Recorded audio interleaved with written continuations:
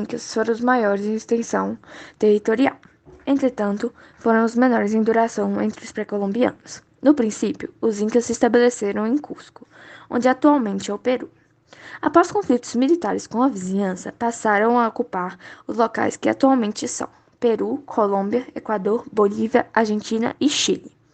Eles eram politeístas, acreditavam em vários deuses, sempre ligados à natureza.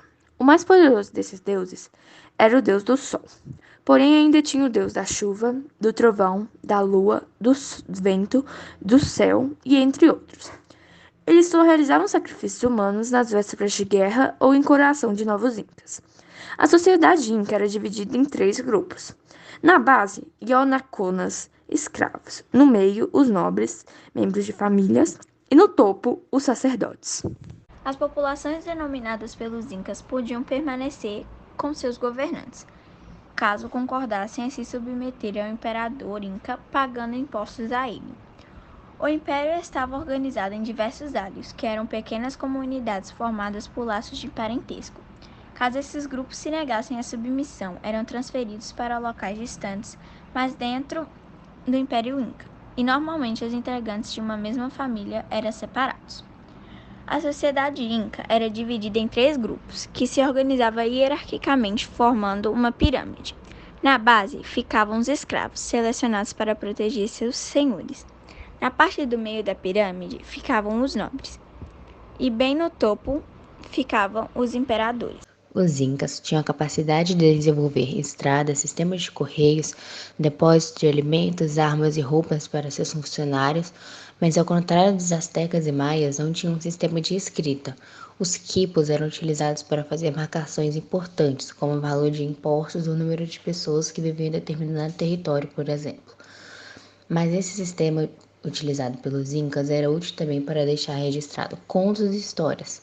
Essa ferramenta, os quipos, eram feitos de cordões de algodão, ou lã de lhama ou alpaca.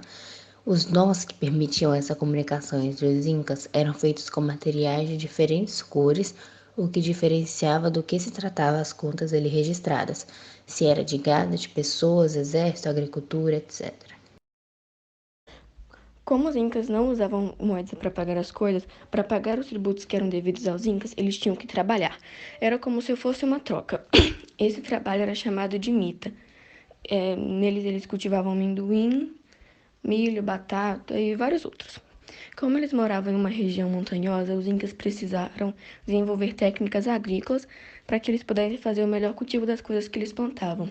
O jeito que eles arrumaram foi fazer terraços e canais de irrigação. E, por fim, as mulheres trabalhavam na fiação de tecidos, que era feito com lã de lhamas e alpacas, que eram os animais que os incas domesticavam. De todas as sociedades conhecidas do mundo anteriores de 100 anos, os incas provavelmente vinham em primeiro lugar em sua atitude para com as mulheres. Elas tinham tanto o próprio Deus poderoso, a lua, quanto também tinham o direito de ter propriedades. A lua era a deusa das mulheres que lhes serviam como sacerdotisas. Ela presidia a fertilidade das mulheres e as protegiam durante o nascimento das crianças. Na economia, o papel das mulheres era tão valorizado quanto o dos homens, e as cerimônias funerais rendiam homenagens às necessidades e ao trabalho delas. No túmulo dos homens era colocada a enxada a qual eles haviam trabalhado. Já as mulheres eram enterradas com as roscas ou varetas de madeira com as quais elas haviam enrolado os fios de algodão. A religião inca tinha muita semelhança com a dos astecas e dos maias, porém nela destacava-se o culto ao sol chamado por eles de Inti, do qual o imperador considerava-se descendente direto e por isso um deus. Para os incas, o sol era um deus que havia transmitido a eles conhecimentos necessários para a organização social.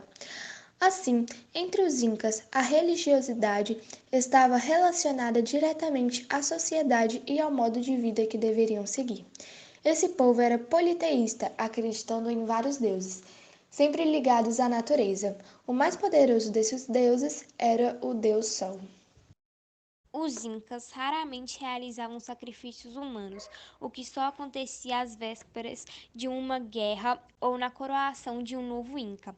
Eram frequentes, contudo, o sacrifício das lhamas e porquinhos da Índia durante os cultos. Esses povos eram politeístas, acreditando em vários deuses, sempre ligados à natureza. O mais poderoso desses deuses era o Sol. Em seus templos, eles os cultuavam e homenageavam com sacrifícios de animais e, em muitos casos, também pedindo ajuda nos momentos de guerra, seca ou na hora da colheita.